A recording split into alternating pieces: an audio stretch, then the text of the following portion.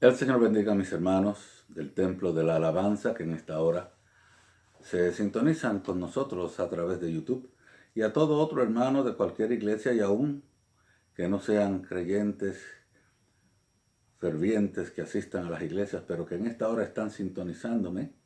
Dios les bendiga abundantemente a cada uno de ustedes. Hoy Viernes Santo deseo comunicarles el mensaje de las 7 palabras. Les invito a que me acompañen a la lectura de la palabra en el libro de Lucas, capítulo 23, versículo 33. Dice así en el nombre del Padre, del Hijo y del Espíritu Santo. Y cuando llegaron al lugar llamado de la Calavera, le crucificaron allí y a los malhechores, uno a la derecha y otro a la izquierda. Gracias, Padre, por esta palabra. Te pido que me ayudes a utilizarla como el trampolín, como el lugar de despegue, de comienzo para esta plática en la cual he de comunicar a los hermanos verdades relacionadas a la crucifixión de nuestro Señor Jesucristo. Abre el pensamiento, la mente, el corazón de cada uno, Señor eterno, y el mío también, para que podamos recibir lo que tú tienes que darnos en esta hora, en el nombre de Jesús, tu Hijo amado. Amén. Bien, mis amados, hoy es el día que tradicionalmente se celebra el día de la crucifixión de Jesús. Y en este día acostumbramos a predicar acerca de las 7 últimas expresiones que el Señor dijo o pronunció desde la cruz cuando entregaba su vida en expiación, más que en expiación, en redención por nuestros pecados, por nuestras almas, limpiándonos o dándonos la puerta de acceso al Padre para poder recibir la salvación de nuestra alma. La cruz fue no el madero. Cuando hablamos de la cruz no hablamos del madero donde Cristo fue crucificado. Estamos hablando del proceso que Dios escogió para pagar el precio de nuestra redención. El sacrificio completo. Cuando hablamos del mensaje de la cruz, estamos hablando del mensaje del sacrificio de Cristo. El hombre fue creado por Dios, puesto en el huerto del Edén con miles de bendiciones. La más grande de todas las bendiciones es que podía hablar con el Señor libremente. ¿Qué le parece? Libremente podía hablar con el Señor. Y tenía todo a su disposición. Él tenía dominio de toda la creación. Pero por causa de experimentar con el pecado, lo perdió todo. Satanás lo engañó en el huerto del Edén y le quitó todo. Se lo quitó todo, le quitó la vida eterna, le quitó el dominio de todo, la comunión con Dios, su inocencia, la felicidad, el paraíso, todo el enemigo de nuestras almas nos lo quitó cuando engañó a Adán en el huerto del Edén. Desde ese momento en adelante el ser humano entró en un decaimiento moral progresivo, continuo y en un estado de decadencia tan terrible que llegó a ser malo en todo el sentido de la palabra. Y no solamente eso, sino que al final del camino, cuando Jesucristo vino para redimirnos de nuestros pecados, terminó matando al dador de la vida, el ser humano. Como dijo cierto escritor bíblico, vosotros matasteis al dador de la vida.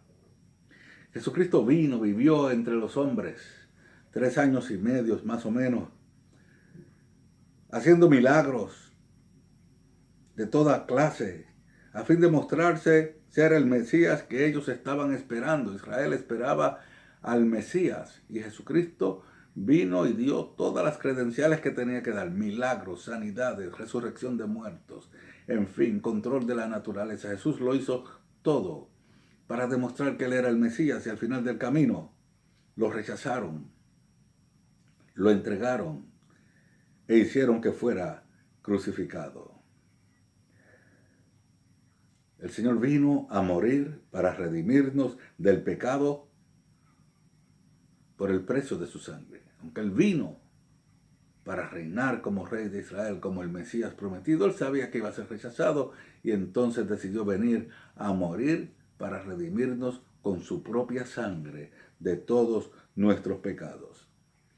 Dice el apóstol Pedro en 1 de Pedro 1 del 17 al 19 que si invocáis por Padre a aquel que sin acepción de personas juzga según la obra de cada uno, conducíos en temor todo el tiempo de vuestra peregrinación, sabiendo que fuisteis rescatados de vuestra vana manera de vivir, la cual recibisteis de vuestros padres, no con cosas corruptibles como oro o plata, sino con la sangre preciosa de Cristo, como de un cordero sin mancha y sin contaminación.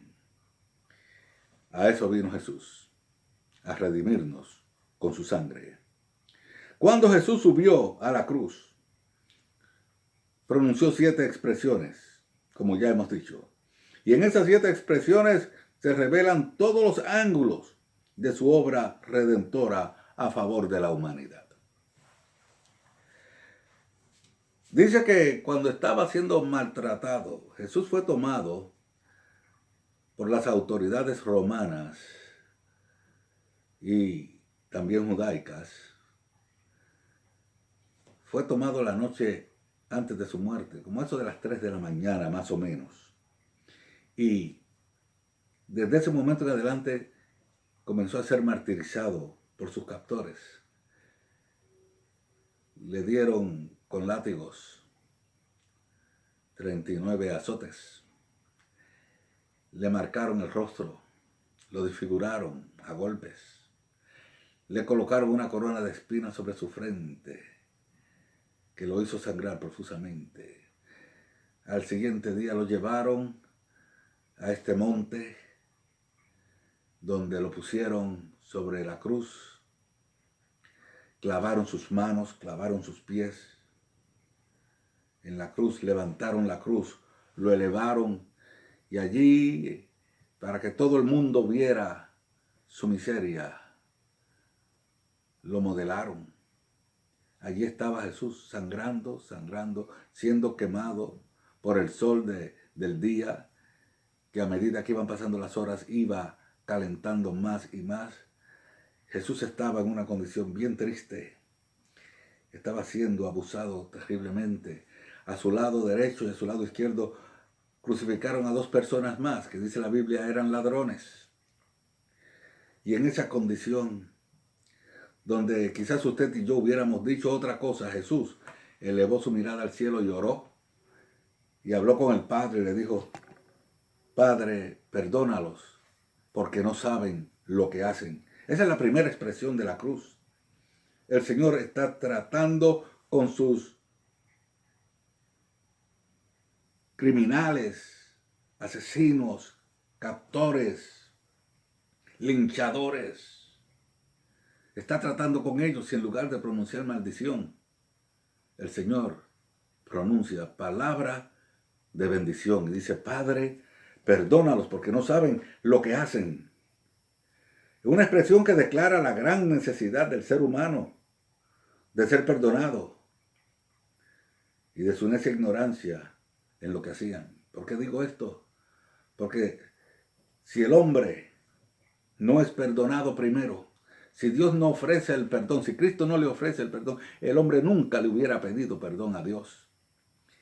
Estaba tan amargado y estaba tan reducido en su mente que si no es por la intercesión misma de aquel a quien estaban matando, quizás nunca hubieran sido perdonados. Lo primero que el ser humano necesita para ser restaurado a la comunión con Dios es el perdón de Dios de todos sus pecados. Pero no lo va a adquirir, no lo va a recibir si alguien no intercede por él. Y el que intercedió por nosotros fue el mismo Jesús. Nosotros somos culpables de todo lo que hacemos, hermanos. Nadie tiene la culpa. En esta sociedad queremos echarle la culpa a nuestros antepasados, a la sociedad, a nuestra condición física, a miles de cosas, a nuestra condición de educación. Pero la realidad del caso es que todo lo que nosotros hacemos que es pecaminoso y ofensivo a Dios, nosotros somos los culpables.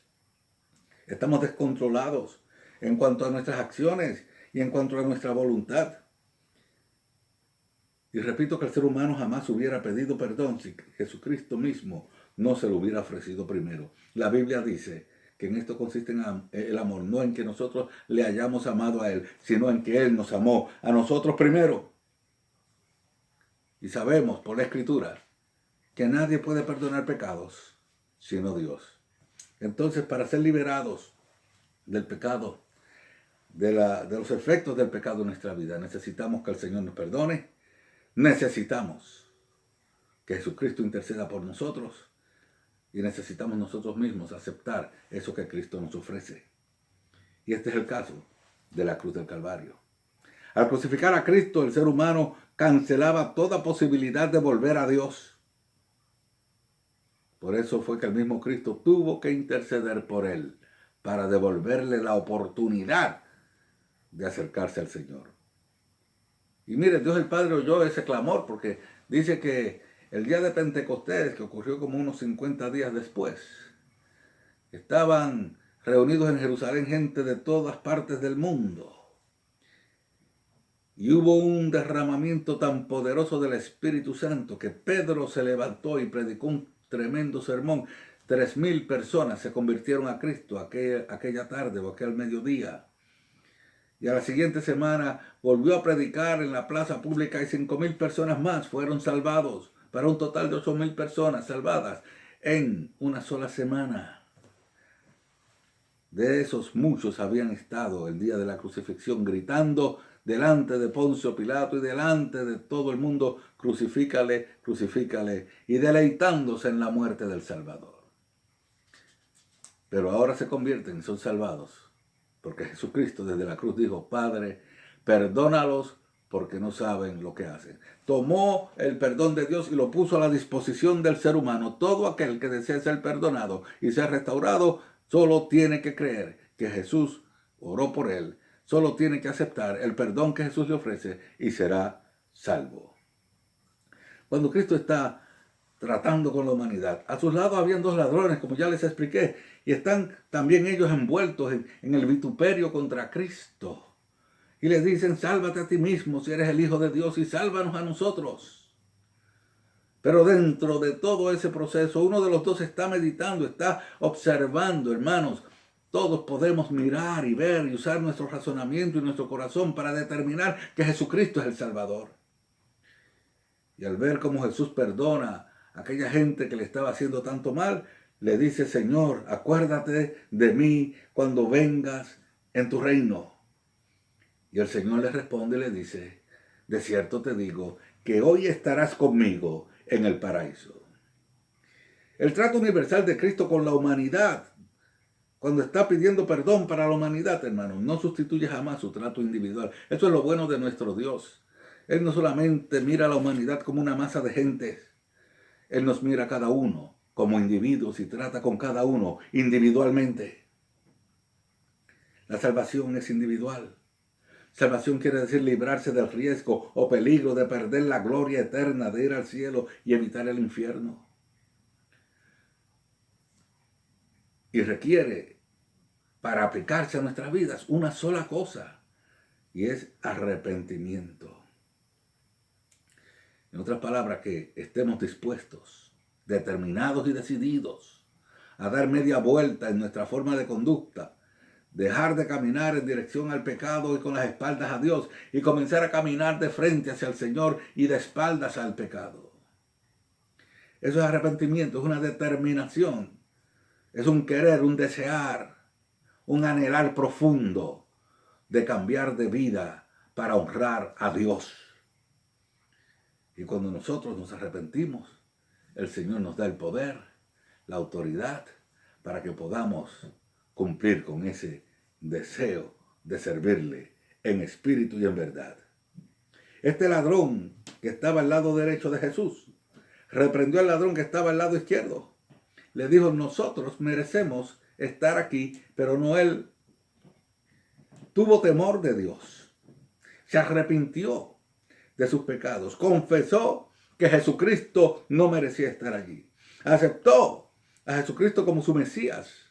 Porque le dijo: acuérdate de mí cuando vengas en tu reino. Le aceptó como su Mesías. Le dijo: yo quiero ser parte de ese reino que tú has venido a establecer en la tierra. ¿Cómo sabía él del reino? ¿Cómo sabía él lo que Jesús había venido a hacer? Bueno, Jesús ministró 3 años y medio. El mensaje le tuvo que haber llegado de alguna manera, pero en la cruz, cuando ve a Cristo en la forma majestuosa que él se conduce ante sus enemigos, verdaderamente se da cuenta que Jesús es el Hijo de Dios. Y le dice, acuérdate de mí cuando vengas en tu reino. El Señor le responde y le dice, de cierto te digo, es seguro, es inconmovible, es inmutable lo que te voy a decir. A ti, específicamente a ti, que hoy estarás conmigo en el paraíso. Esa fue una contestación inmediata a la oración de perdón. Cuando usted le pide al Señor perdón por sus pecados, aceptación en su reino, de corazón es salvo. Si confesares con tu boca lo que has creído en tu corazón, que Jesucristo es el Señor, serás salvo, dice la palabra. Y lo interesante de esto es que le dijo, estarás conmigo en el paraíso, porque la gloria del paraíso es Cristo, la gloria del cielo es Cristo. Sin Cristo no hay paraíso, sin Cristo no hay cielo, sin Cristo no hay gloria. La eternidad sin Cristo es lo mismo que el infierno. Jesucristo es lo que hace la diferencia al cruzar al más allá de la vida presente. ¿Por qué se conmovió Cristo a salvar al ladrón arrepentido? En Lucas 19:10 él explicó claramente. Porque el Hijo del Hombre vino a buscar y a salvar lo que se había perdido. Cristo tratando con la humanidad, en general tratando con el individuo, se da cuenta que frente a la cruz está María, su madre, y está Juan, el discípulo amado. Cuando él los ve ahí, él reconoce que hay una necesidad espiritual en ambos, que solamente ellos podían llenar. María tenía muchos hijos, María tenía 7 hijos e hijas, según Marcos capítulo 13 y versículo 55. Juan era un hombre hecho y derecho, no necesitaba de una madre que lo ayudara a desarrollarse y a formarse en la vida. Pero el Señor entiende que María necesitaba un hijo espiritual y que Juan necesitaba una madre espiritual. Entonces los mira y les dice, fijándose a María, mujer, he ahí tu hijo. Fijándose a Juan, y tú, hijo, he ahí tu madre.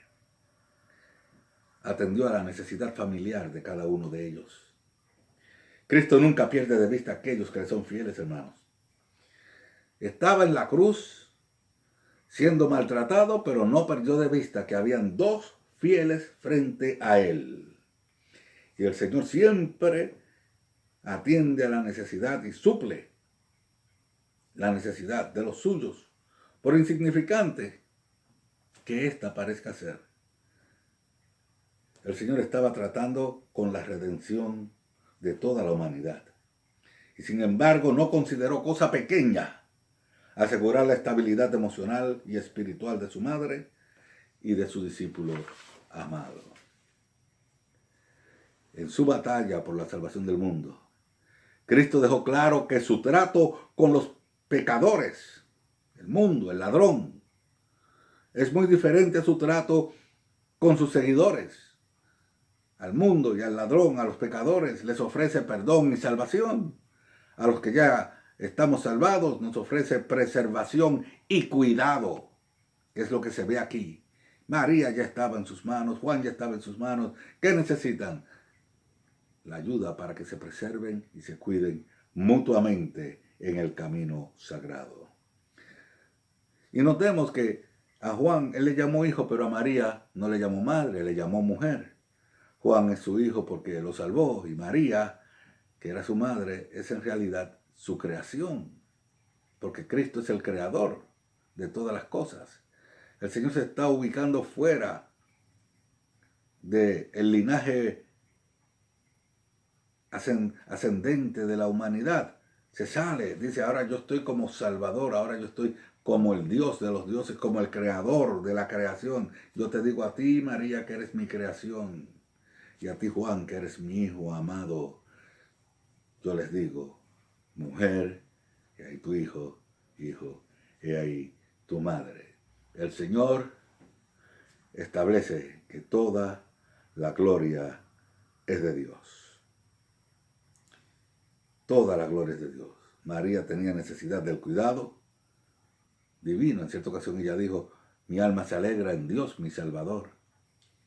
Así que entendemos que ni nació sin pecado, como algunos dicen, ni ascendió incorruptible al cielo, como algunos dicen, ni es la reina de los cielos, como algunos dicen, ni la intercesora entre el hombre y Jesucristo. La gloria en todas estas cosas, mis amados, pertenece solo, única y exclusivamente a Cristo. Pasa un poco de tiempo estando Jesús sobre la cruz del Calvario en esta condición de amargura y de sufrimiento. Y el cielo se oscurece, se pone negro como el mismo infierno, hermanos. Negro, negro, negro. La tierra tiembla. La naturaleza se conmueve. Jesucristo se siente solo. Porque estaba solo en términos de que todos lo dejaron. Pero se siente solo, aún de la presencia del Padre. Y no estaba solo de la presencia del Padre. El Padre nunca dejó al Hijo. Cristo no dijo, Dios mío, ¿por qué me has dejado? Él exclamó a gran voz, dice la Biblia, y dijo, Dios mío, ¿por qué me has desamparado? No por qué me has dejado.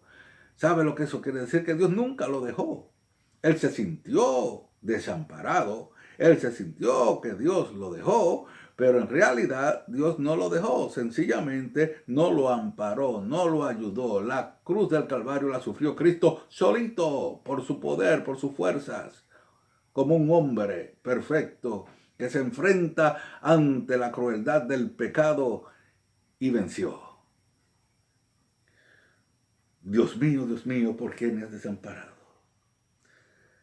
Cuando esto sucede, hermanos, Jesús está sintiendo el peso del pecado de toda la humanidad, de todos los que pasaron antes de él, de todos los que vivían en su tiempo, de todos los que vendrían en el futuro, todos los pecados de toda la humanidad, de todos los tiempos. Él está sintiendo el peso y el castigo de ese pecado.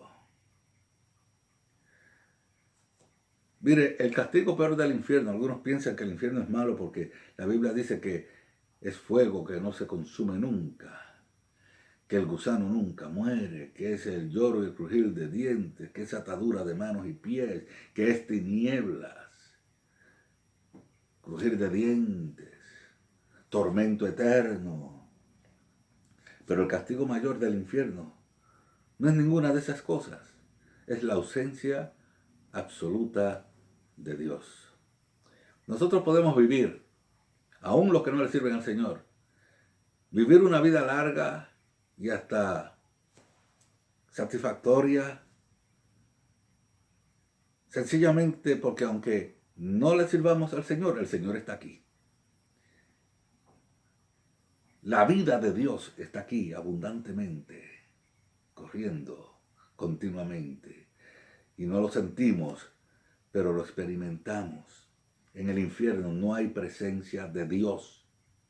La Biblia dice que allí será echada la muerte, lo que quiere decir que será un sentir eterno de estarse muriendo. No hay sentir de vida en el infierno. ¿Por qué? Porque no hay Dios allí. El Señor se separa de todos los que se pierden. No se pierda usted, amado amigo. Entréguele su corazón a Cristo. Él subió a la cruz. Subió a la cruz para perdonarnos, subió a la cruz para salvarnos, subió a la cruz para rescatarnos y ponernos en contacto con el Dios del cielo.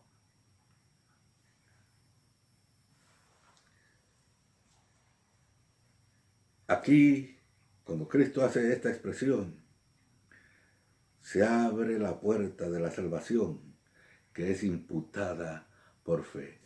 Todos nuestros pecados y toda nuestra maldad es puesta sobre Cristo, que no lo merece, que no hizo pecado, que jamás ofendió a Dios en nada. Y ahora, si nosotros aceptamos que el Señor ha recibido nuestros pecados sobre sí, aceptamos su sacrificio como el medio de Dios para la redención de nuestros pecados mismos. Dice el apóstol Pablo que somos justificados, quiere decir que la justicia de Dios, que estaba en Cristo Jesús, será puesta sobre nosotros de la misma manera que nuestro pecado fue puesto sobre Cristo. Y así que ahora nosotros en Cristo Jesús no somos culpables de ningún pecado porque su justicia ha sido imputada a nuestras vidas. Es un concepto teológico un poco difícil de entender, pero aunque no lo entienda, yo le doy gloria a Dios. Saber que la justicia de Cristo me es imputada y ahora el Señor me mira a mí como si yo jamás hubiera pecado. ¡Qué maravilloso es eso! Y esto lo hizo Cristo en la cruz del Calvario, en aquel momento cuando se sintió desamparado, desolado, abandonado, cubierto de tinieblas y cubierto de los pecados de toda la humanidad que lo apretaban y lo engolfaban. Allí, Él se llevó todo eso sobre sí para luego tomar de su justicia y de su gloria y ponerla sobre todos aquellos que acepten el sacrificio de Cristo con fe en su corazón. Pasa un poco de tiempo. El Señor siente sed. No en ese momento. El Señor viene siendo maltratado por muchas horas. Pero en ese momento específico, clama a Dios y dice, no a Dios, clama a la humanidad, perdón. Clama a la humanidad que está allí presente y les dice, sed tengo. Él sabe que no le van a dar agua. ¿Y para qué dijo sed tengo si él sabe que no le van a dar agua? La palabra dice para que se cumpliera la escritura. Porque en el Salmo 69 y versículo 21 dice, me pusieron por comida hiel y en mi sed me dieron a beber vinagre. Cientos y cientos de años antes, el salmista profetizó que Jesús habría de exclamar esto para recibir hiel por comida y vinagre en lugar de agua. Es una expresión que le dice al mundo, yo soy el Mesías. Lo que se dijo de mí en la Escritura, eso es así. Yo estoy cumpliendo todo esto. Y Jesús, al decir, sed tengo, dijo mucho más de lo que a veces nosotros escuchamos con nuestros oídos. Porque la Biblia declaró que Jesús era el Hijo de Dios. En el libro de Lucas se presenta, y en el libro de Mateo se presenta a Jesús como el Hijo del Hombre. En el libro de Mateo se presenta como el Hijo de David. ¿Quién dijo sed tengo? El Hijo de Dios. Jesús, el Hijo de Dios. Dios con nosotros. Aquel que hizo sacar agua de una roca en el desierto. Manifestó el desprecio del hombre hacia Dios cuando dijo esto.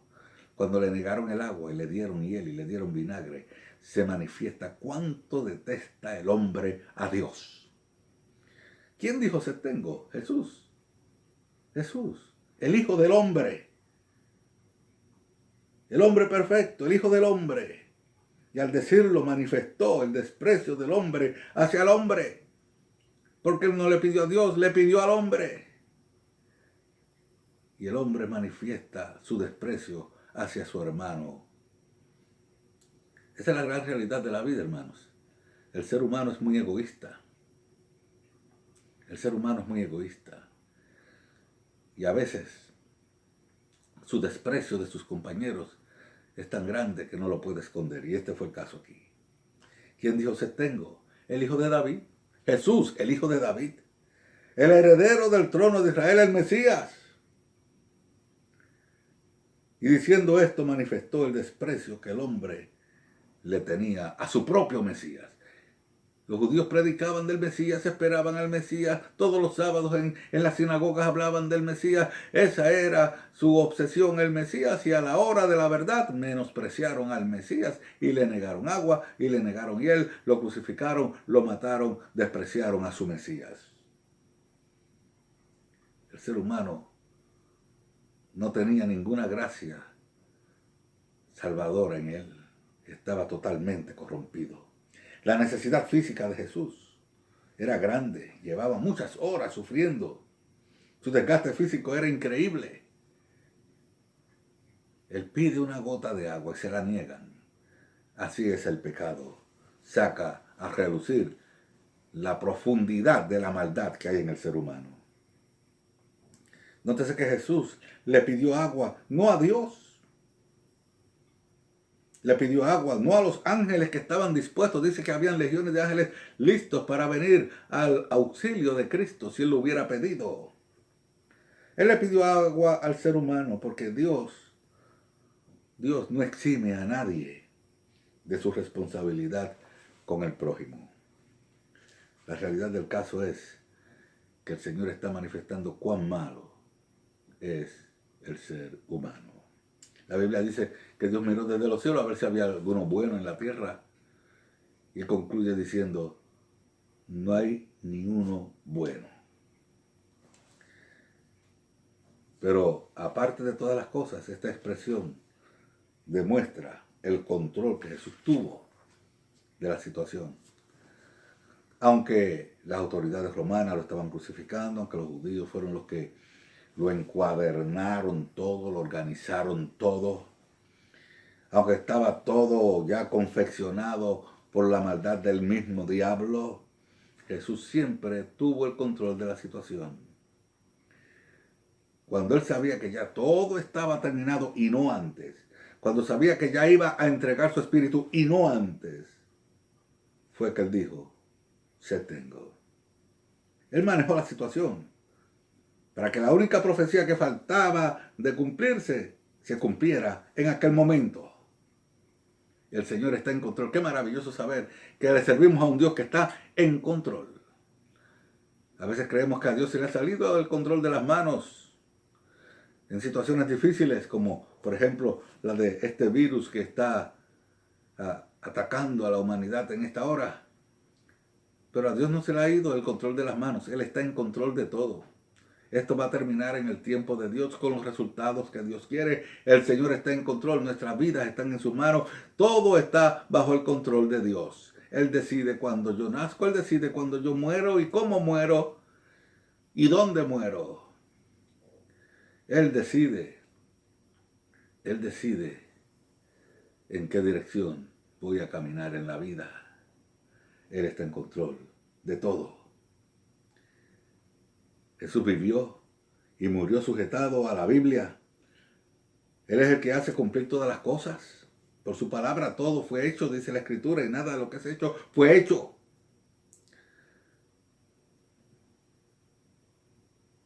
No seamos, pues, como los que quieren de Jesús todo, hasta su vida, pero le niegan lo único que él desea de ellos, que es el corazón. Jesús lo único que quería de aquel pueblo era un poquito de agua. Lo único que quiere de nosotros es nuestro corazón. Nosotros queremos del Señor todo, pero no le queremos dar lo único que a Él le interesa, que es nuestro corazón. Esta palabra, sed tengo, nos deja saber que tenemos también que responder al clamor del Señor. Si Él dijera sed tengo ahora, estaría diciendo tengo necesidad de que ustedes me den su corazón y vengan a mis pies para yo salvar sus almas. Habiendo dicho esto y habiendo cumplido la profecía, como dice la Biblia, clama y dice, consumado es. Consumado es. La sexta expresión de la cruz. ¿Sabe lo que eso quiere decir? Eso quiere decir precisamente eso, que todo estaba terminado. La cruz fue mucho más que una ejecución, hermanos. La cruz fue un sacrificio perfecto, completo, por toda la humanidad. Los sacrificios del Antiguo Testamento que hacían los judíos eran machos cabríos que se sacrificaban sobre un altar de bronce una vez al año y a veces más, de acuerdo a la necesidad del ofrendante. Eran solo tipos del verdadero sacrificio que es Jesús. Los sacrificios del Antiguo Testamento no quitaban el pecado, solamente lo cubrían. La Biblia dice en Juan 1:29, en Hebreos 10, que los pecados eran cubiertos, pero no eran quitados. En otras palabras, es como si usted está sucio y se pone un traje nuevo encima. Se ve limpio, pero debajo está sucio. Eran cubiertos. Y por esta razón los santos del Antiguo Testamento nunca fueron al paraíso de Dios, fueron a un lugar que se llamaba el seno de Abraham, porque al cielo no puede entrar nadie en pecado. Tienen que ser limpiados primero para poder llegar al tercer cielo. La Biblia habla de un lugar que se llama el seno de Abraham, que es donde descendían aquellos que morían cubiertos sus pecados por los sacrificios de animales, cabríos, ovejas, becerros, en fin, bueyes. Pero como consecuencia del sacrificio de Cristo, la Biblia nos dice en Efesios 4 que el Señor llevó a toda esta gente que estaba en el seno de Abraham al paraíso de Dios en el tercer cielo, porque cuando Cristo muere, su sangre corre retroactivamente y limpia los pecados de todos aquellos que murieron esperando al Mesías y que dieron sacrificios de animales para que sus pecados fueran cubiertos. Y la sangre de Cristo los limpia completamente y ahora son trasladados al tercer cielo.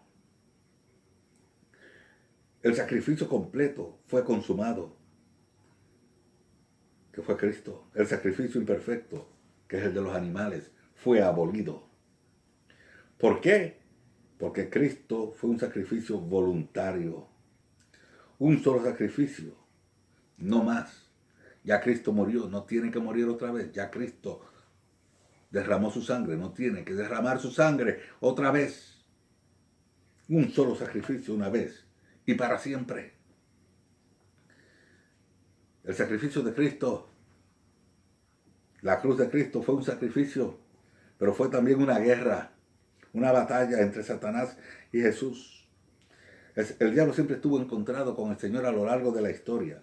Desde el cielo, la Biblia dice en Revelación 12 que en el cielo Satanás se levantó, era un ángel de luz y se levantó en contra del Señor y fue arrojado. Luego fue al huerto del Edén y allí se enfrentó con el hombre perfecto, con Adán, y lo engañó y le arrebató la salvación en el Edén de una manera engañosa. En los siguientes siglos arruinó al pueblo de Dios. El Señor escogió a Israel para que fuera la nación que habría de traer el Mesías a la tierra, y el diablo vivió continuamente tratando de destruir a Israel y haciéndole la vida bien miserable, llevándolos al pecado de idolatría, llevándolos a cautiverio, maltratándolos. Y finalmente Dios mismo, en la persona de Jesucristo, descendió a la tierra para salvar al hombre y se enfrentó a Satanás y le arrebató toda su autoridad. El diablo siempre ha sido limitado por Dios en todos sus ataques contra los santos. De no ser así, ya hubiera destruido a la humanidad. Lo vemos en ejemplo en el libro de Job, cuando el diablo va a atacar a Job y lo enferma con la lepra y le quita sus riquezas y le quita sus posesiones y sus hijos y cuánta cosa. Siempre que va, le tiene que preguntar al Señor, le tiene que pedir permiso, y el Señor le dice: puedes hacer una cosa, pero no lo toques en la otra. Tócale el cuerpo, pero no le toques su alma. Cristo soportó ilimitadamente todo lo que Satanás quiso hacerle. Aunque Satanás estuvo limitado en todo a lo largo de toda la historia, en lo que a la crucifixión se refiere, el diablo no estuvo limitado en nada, en nada. Dios le permitió atacar con toda su fuerza a Jesucristo en la cruz del Calvario. Y al final del camino, el diablo tuvo que bajar la cabeza ante la gran expresión de nuestro Salvador: consumado es. El sacrificio de Jesús fue un juicio contra Satanás. En Génesis 3:15 dice que Cristo habría de pisar al diablo en la cabeza. Y en Colosenses 2, del 14 al 15, nos indica que el Señor anuló el acta de los decretos que había contra nosotros, que nos era contraria, la quitó de en medio y la clavó en la cruz y despojó a los principados y a las potestades, o sea, a los demonios, al reino del diablo. los exhibió públicamente y triunfó sobre ellos en la cruz. Jesús mismo había dicho en Juan 12:31, ahora el juicio de este mundo es llegado y ahora el príncipe de este mundo será echado fuera. Y en Juan 16:11 dice que el Espíritu Santo vino a convencer al mundo de juicio, por cuanto el príncipe de este mundo ha sido ya juzgado. ¿Qué le parece? Satanás no se limitó para tratar de arruinar a Cristo, pero Cristo no se limitó tampoco para despojar al diablo de toda su autoridad. El escritor a los Hebreos dice que por cuanto los hijos, nosotros, participaron de carne y sangre, él también, Jesucristo, participó de lo mismo para destruir por medio de la muerte al que tenía el imperio de la muerte, esto es al diablo, y librar a todos los que por el temor de la muerte estaban durante toda la vida sujetos a servidumbre. Aunque no ha sido encarcelado aún, Satanás está tan destronado como Saúl cuando David fue ungido rey. Cuando David fue ungido rey, ya Saúl se quedó en el trono por un tiempo más, pero el rey era David. A su debido tiempo, Saúl fue quitado y David se ubicó en el trono. El sacrificio fue la formación de la iglesia y el establecimiento de una nueva dispensación. En Efesios 5:25 dice que Jesucristo pagó el precio por la iglesia, la ganó derramando su sangre por ella en la cruz. La obra de Cristo sería multiplicada entonces millares de veces en los creyentes que operan con el poder del Espíritu Santo. Cuando el Espíritu Santo descendió sobre la iglesia, el Espíritu Santo es Dios. Y cada creyente duplica la obra de Cristo. Si hay 2 billones de creyentes en la tierra, es como si hubieran 2 billones de Cristos. Queriendo decir que el Espíritu Santo en cada uno opera según el poder de nuestro Salvador. Si los creyentes no dan ese grado, es porque sencillamente no se consagran lo suficiente, pero tenemos la autoridad de Dios para representar a Cristo en todo lugar donde estamos.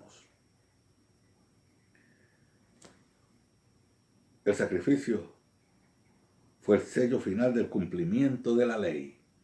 La Biblia dice que ningún hombre pudo jamás cumplir la ley. Ninguno. Si hubiera habido un hombre que cumpliera la ley, ese hombre hubiera sido declarado justo delante de Dios. Pero solamente Jesucristo pudo hacerlo. Él mismo dijo, yo no he venido a abrogar la ley, he venido a cumplirla. Y en 2 de Timoteo, en el capítulo 3:16, el apóstol Pablo explica lo que eso quiere decir, que Jesucristo fue justificado en el Espíritu al cumplir la ley. La ley justifica al que la puede cumplir, pero como nadie la pudo cumplir, nadie fue justificado jamás por ella, solamente Jesucristo. ¡Qué maravilloso! El sacrificio de Cristo finalmente fue el cumplimiento de la Biblia en su totalidad. Cristo cumplió todas las profecías. En Cristo se cumplieron todos los tipos y las figuras del Antiguo Testamento, y todo lo que la ley decía que había de hacerse lo hizo Cristo, y Cristo vino a hacer entonces no solamente el cumplimiento de la ley, sino la finalidad de la ley. La ley apuntaba a Cristo, y no solamente esto, Cristo vino a ser el fin de la ley, y desde Cristo para acá estamos fuera de la ley, pero estamos ubicados dentro de la gracia de Dios. Habiendo dicho, consumado es, habiendo explicado que terminaba de una vez y por todas con la obra que el Señor le había encomendado hacer, Jesucristo exclama a gran voz, dice la Biblia, en Lucas 23:46, exclama a gran voz, Padre, en tus manos encomiendo mi espíritu. En la cruz hubieron 2 clamores. ¿Por qué me has desamparado? Y en tus manos encomiendo mi espíritu. ¿Por qué me has desamparado? Fue el clamor de la angustia. En tus manos encomiendo mi espíritu, fue el clamor del triunfo. Ya todo había pasado. Hay paz en lo más profundo de nuestro Señor Jesucristo. Él sabe que ha conquistado las fuerzas del enemigo. Mira para el cielo y le dice: Señor, ya es hora. En tus manos pongo mi espíritu. Jesús clamó. Y cuando Jesús clamó, dice que en el templo se rasgó el velo. En el templo de Israel, en Jerusalén,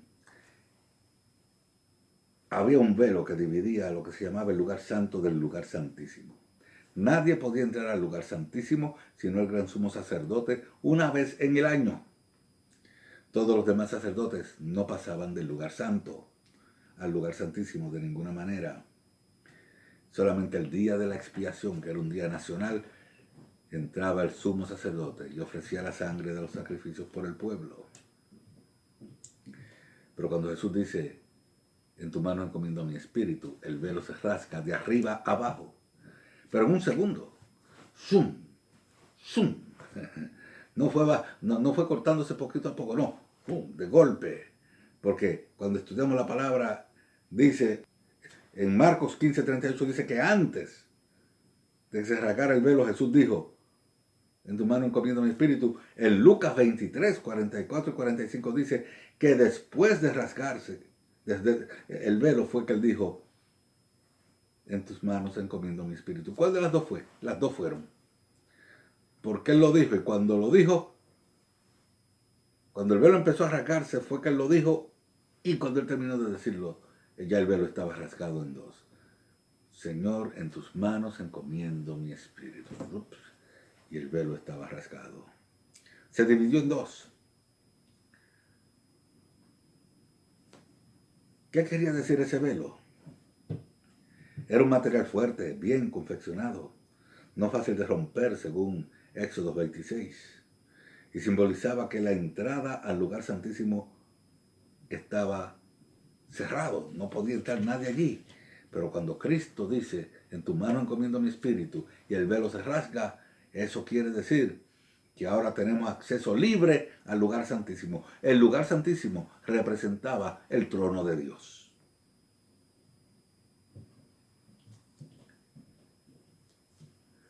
La ordenanza divina y legal de separación de Dios quedó abolida. Ahora somos separados no de Dios, sino para Dios. Y podemos acercarnos confiadamente al Señor. La separación por la distancia entre Dios y el hombre queda abolida porque Dios se acercó en Jesús, Dios con nosotros, y Él mismo hizo el puente para que podamos comunicarnos nosotros con Él. La separación quedó abolida totalmente porque no fue una pequeña rotura en el velo, sino una rotura total. El velo se rasgó en dos de arriba abajo y se abrió el camino al lugar santísimo, que representa simbólicamente el trono de Dios. ¿Y qué pasó después que Cristo clamó? La tierra tembló, porque Jesucristo es el que sustenta todo. Las piedras se rompieron, que es símbolo del poder de su muerte para romper los corazones de piedra. Los sepulcros se abrieron, que quiere decir que Jesús es la resurrección y la vida. Los sepulcros se abrieron y los muertos quedaron expuestos, pero los muertos no salieron hasta el día de la resurrección de Jesús 3 días después, porque Él es las primicias de los muertos. No podía resucitar nadie hasta que Cristo no resucitara. Cuando se les impartió vida, dejaron los sepulcros. Cuando se nos imparte vida a nosotros, dejamos los sepulcros del vicio, de la lujuria, de todo pecado. Cuando salieron de los sepulcros, entraron en la ciudad, dice la Biblia. Lo cual simboliza que hay que salir del sepulcro e ir a la iglesia a buscar la compañía de los santos. Cuando entraron en la ciudad, se le aparecieron a muchos Aquellos que habían resucitado en aquellos días, que habían muerto en aquellos días y resucitaron, se le aparecieron a sus familiares, a su gente que conocían. Que dicho sea de paso, es una de las razones por la cual nadie pudo jamás atreverse a contradecir que Cristo había resucitado, porque tenían el testimonio no solo de los vivos, sino de los resucitados. ¿Qué haremos nosotros con la nueva vida? El Señor nos ha sacado del sepulcro del pecado. ¿Qué haremos nosotros con nuestra nueva vida? ¿Viviremos como zombies, como muertos vivos? ¿Volveremos al sepulcro? ¿O daremos testimonio maravilloso del Cristo de la gloria a todo aquel que nos conoce? Le diremos lo que el Señor ha hecho en nuestras vidas. ¿Qué impacto tuvo la muerte de Cristo en Satanás, en el diablo? Pues mire, cuando Cristo está muriendo, salva a un ladrón. Cuando Cristo está muriendo, le ofrece perdón a la humanidad. Cuando Cristo está muriendo, salva a un centurión, el mismo centurión romano, el soldado romano que le metió la lanza a Jesucristo por el costado.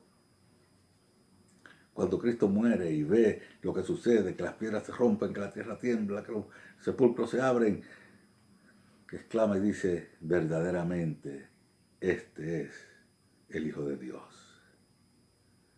Salvó al centurión. Y la gente se asustó y se fueron golpeándose el pecho cuando Cristo muere. Se van golpeando el pecho de temor y vergüenza por lo que habían hecho. Están preparados, por así decirlo, están adobados. Están enternecidos por lo que ven. Están enternecidos. Y unas semanas más tarde, unos 50 días más tarde en Pentecostés, muchos de ellos se entregaron a Cristo de corazón para formar la primera iglesia que caminó y militó sobre este planeta. La caída de Satanás, cuando Cristo entregó su espíritu, fue la caída más terrible que él jamás haya sufrido. Satanás una vez fue arrojado del cielo, otra vez cayó como un rayo.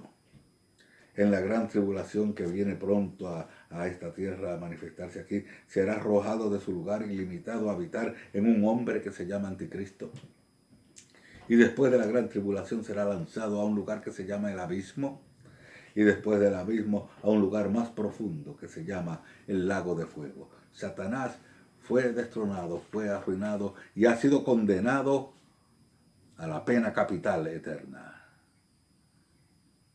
Todo esto hizo Jesús el día que lo crucificaron.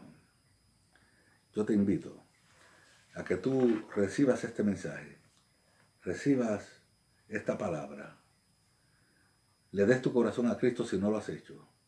Comiences a vivir para Él, para que vivas en la misma victoria gloriosa que tiene el Señor Jesús.